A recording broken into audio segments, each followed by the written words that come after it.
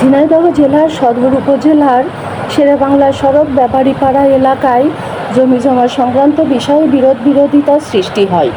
মোহাম্মদ মশিউর রহমান মিয়া তার বসতবাড়ির ৫.৫% জমি থেকে ১.৬০% জমি বিক্রি করেন প্রতিবেশী কেয়া খাতুনের কাছে। কিন্তু কেয়া খাতুন মোহাম্মদ মশিউর রহমানের সরলতার সুযোগ নিয়ে সম্পূর্ণ জালিয়াতি করে ১.৮০% জমি লিখে নেয়। জালিয়াতি দলিলে ১.৮০% জমির মূল্য উল্লেখ করেন ৯ লক্ষ টাকার সমপরিমাণ মূল্য, যা সম্পূর্ণ অস্বাভাবিক। তবে ৫,২০,০০০ টাকা পরিশোধ করে নানা রকম ছলচাতুরি করে জমিটা রেজিস্ট্রি করে নেয়। পরবর্তীতে বাকি টাকা পরিশোধ করার কথা থাকলেও আর করে নাই। বিস্তারিত প্রতিবেদনে তুলে ধরার চেষ্টা করছি, সাথে থাকুন। HTV news 99। জেলার সদর উপজেলার শেরেবাংলা সড়ক সংলগ্ন ব্যাপারীপাড়া এলাকায় জমিজমা সংক্রান্ত একটা অভিযোগকে কেন্দ্র করে আমরা এখানে উপস্থিত হয়েছি। তো আমার সাথে রয়েছেন আমার শ্রদ্ধেয় বিজ্ঞ আইনজীবী মোহাম্মদ আব্দুর রহমান বিশ্বাস, ঝিনাইদহ জেলা জজ কোর্ট, এবং আমার সাথে রয়েছেন বড় ভাই মিঠুন ভাই, ঝিনাইদহের মধ্যমণি বলা যায়, এবং ক্রাইম রিপোর্টার হিসেবে সর্বোচ্চ অভিজ্ঞতা সম্পন্ন। অন্যান্য উপস্থিত বৃন্দ, সবাইকে আসসালামু আলাইকুম। আমি বর্তমানে কাজ করতেছি ঝিনাইদহতে, এর আগে নারায়ণগঞ্জে ছিলাম। HTV নিউজ 99 এর পক্ষ থেকে ঝিনাইদহতে নতুন কার্যক্রম শুরু করছি। তো আজকের যে প্রতিবাদ্য বিষয়গুলো আমি তুলে ধরবো, সেটা হচ্ছে ১.৬০% জমি বিক্রয়ের সূত্র ধরে সম্পূর্ণ জালিয়াতি করে ১.৮০% জমি দলিল করে নেওয়া প্রসঙ্গে আমি ভুক্তভোগীদের সাথে কথা বলবো। আসসালামু আলাইকুম আঙ্কেল। আপনি যে ১.৬০% জমি বিক্রি করছেন আর আপনার প্রতিপক্ষ ১.৮০% দলিল করে নিয়েছে, এই ব্যাপারে আপনি একটু বলেন, সম্পূর্ণ সুস্পষ্ট করে বলবেন, যাতে আমরা আপনার বিষয়টা আপনাকে সমাধান দিতে পারি। এখন আমরা তো আগে জানি না, জানছি ৩ বছর পরে এসে জানলাম যে আমাদের জমি ১.৮০% লিখে নিয়েছে। আমরা আগে জানতাম ১.৬০% জমি বিক্রি করছি, ১.৬০% টাকাও দেয় নাই ঠিক মতো। এখনো অনেক টাকা বাকি দিয়ে গেছে। বাকি থাকার কারণে ও যেটা করতেছে, এখন জমি পাবো ১৮০ করে, ১৮০ করে, এইগুলি যখন চেঁচামেচি করতেছে, তখন আমরা রেজিস্ট্রি অফিসের তখন ইসি গেলাম, রেজিস্ট্রি অফিসে গেলাম। রেজিস্ট্রি অফিসে নকল দলিল থেকে নিয়ে আসতাম, তুলে দেখি যে ১.৮০% লিখে দিয়েছে। আমার টাকা পাওনা ৯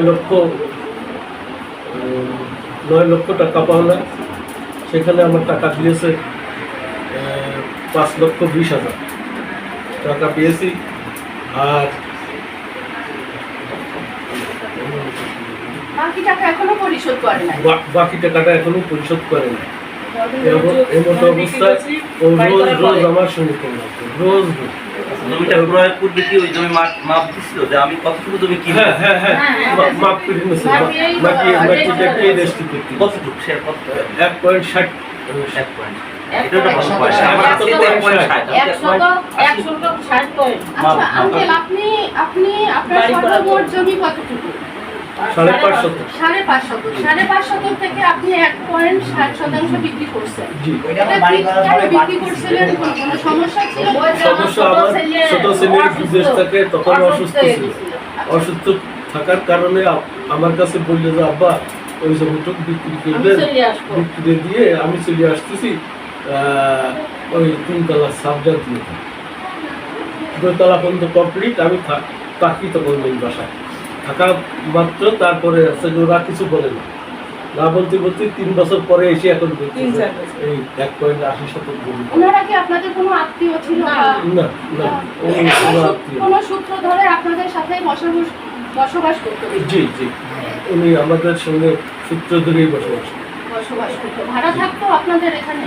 আমাদের এখানে ভাড়া 3 মাস ছিল। 3 মাস থাকাকালীন আমার ভাড়াও দেয় নাই 3 মাসের, না ছিল অনেক দিন মাসের ভাড়া দিয়েছে। 3 মাসের লাস্টে 3 মাসের ভাড়া দেয় নাই, ও 1900 টাকা কারেন্ট বিল দেয় নাই। এই বিটার কই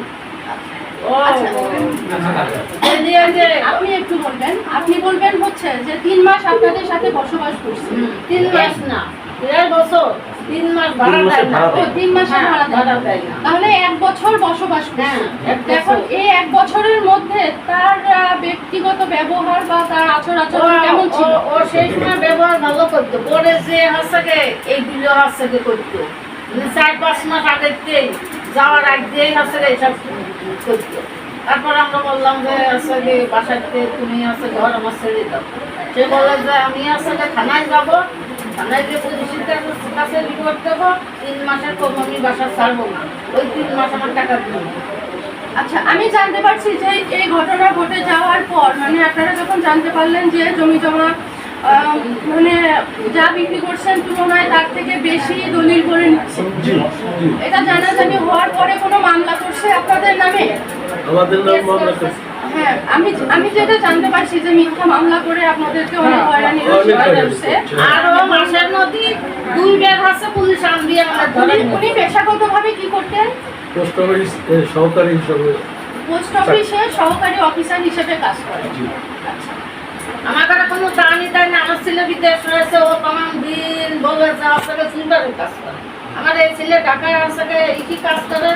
ওই যে এখন হচ্ছে আপনার বক্তব্য অনুযায়ী আমরা যেটা বুঝতে পারতেছি সেটা হচ্ছে যে আপনার অতিরিক্ত মানে আপনার বাড়ি করার অতিরিক্ত যে জমির থেকে আপনি 1.60% বিক্রি করছেন, আছে কিন্তু 1.80% জালিয়াতি করে নেওয়ার পর এই যে অতিরিক্ত 20% দাবি করার কারণে আপনার বিল্ডিং বাড়ি বেঁধে যাচ্ছে। জি জি। এটা তো সম্পূর্ণ হ্যাঁ, এটা তো সম্পূর্ণ অন্যায় এবং অমানবিক, তাই না? বেআইনিও বটে যে একজন অন্যায়ভাবে বিল্ডিং বাড়ির জমি থেকে যদি দাবি করে সেটা তো চাইলেও দেওয়া যায় না। চাইলেও দেওয়া যায়। যেহেতু বিল্ডিং করা ছিল সেহেতু আপনি তো বিক্রিও করেন নাই, তাই না? জি না, জি না। আচ্ছা, তাহলে আমরা এখানে এটাই উপলব্ধি করতে পারলাম যে এখানে সম্পূর্ণ জালিয়াতি হয়েছে, আর এই জালিয়াতিটা আমরা সম্পূর্ণ আইনিভাবে একটা মীমাংসার ব্যবস্থা করব। সবাইকে STV নিউজের পক্ষ থেকে অভিনন্দন।